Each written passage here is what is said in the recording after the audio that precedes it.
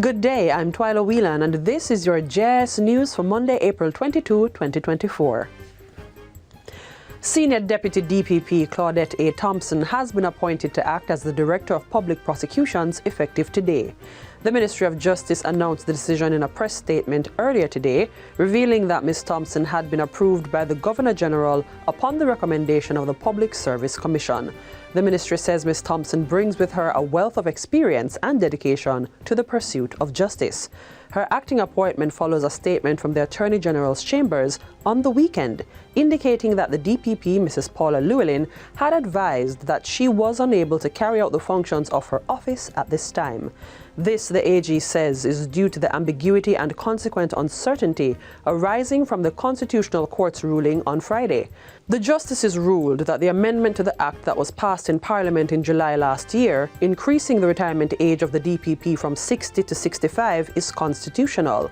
But the court also determined that a second amendment allowing the DPP a second extension of her tenure was unconstitutional, null, and of no legal effect.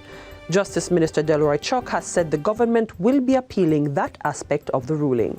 The government of Jamaica does not agree with this part of the ruling of the Constitutional Court and will instruct its attorneys to ask for a stay of execution and immediately appeal the ruling. The newly constructed Falmouth Artisan village is now officially opened to the public. Prime Minister Andrew Holness and Tourism Minister Edmund Bartlett were on hand for Friday's opening ceremony. The $700 million initiative is part of the Hampden Wharf Development Project, financed by Tourism Enhancement Fund at a cost of $5.7 million. Prime Minister Holness says building the Artisan village is a serious attempt by the government to ensure the diversification of the tourism product. This artisan village stands as a testament to the power of collaboration, innovation, and dedication to preserving and promoting our rich cultural history.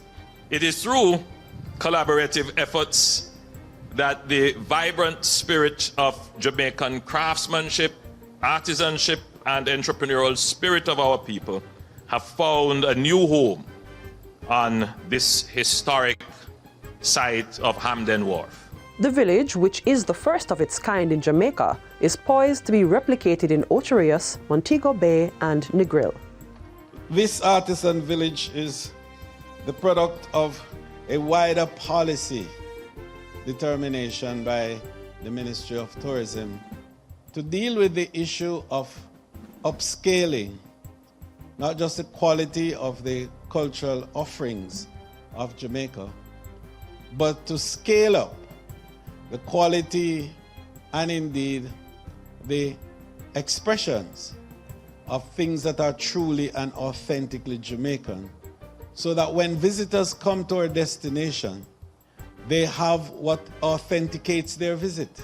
12 new high-end motor vehicles valued at approximately $97 million have been added to the fleet of the Department of Correctional Services, DCS, increasing its number to 119.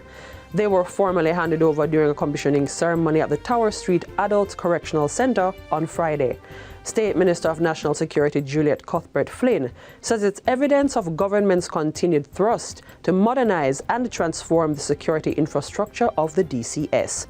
At the same time, she says the Security Ministry will also continue to improve its legislative system to ensure that the DCS's human resource needs are met while strengthening the rehabilitation and reintegration processes. The investigative branch of the Bureau of Gender Affairs is more equipped, following the training of 18 personnel in sexual harassment, civil and administrative investigative processes. The training, which took place at the National Police College of Jamaica, focused primarily on the moral and ethical approaches. It was conducted in collaboration with the Department of Criminal Investigating Training, DCIT. Minister of Gender Olivia Grange says this will create a robust investigative culture and add to a safer and respectful enabling environment to drive meaningful change.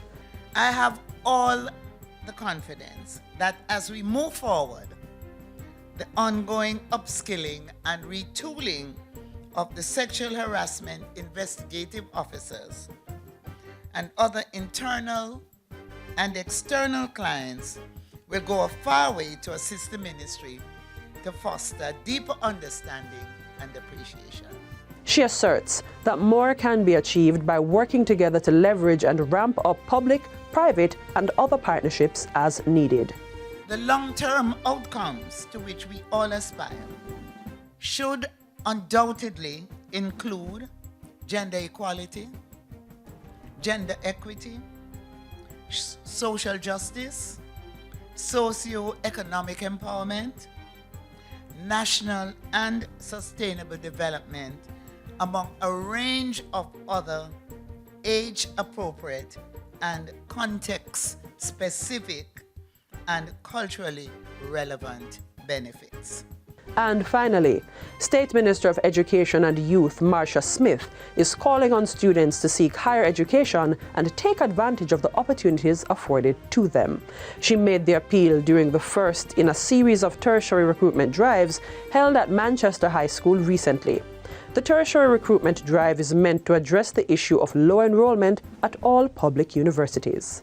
Tertiary education can transform. It unlocks the key to a world of endless possibilities, and it enables individuals to realize their fullest potential and contribute meaningfully to society.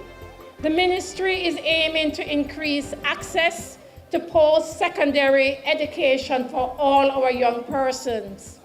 At the heart of this endeavor lies a steadfast commitment to the development of our nation through education. And that's it for JIS News Today. I'm Twyla Whelan. Thanks for watching.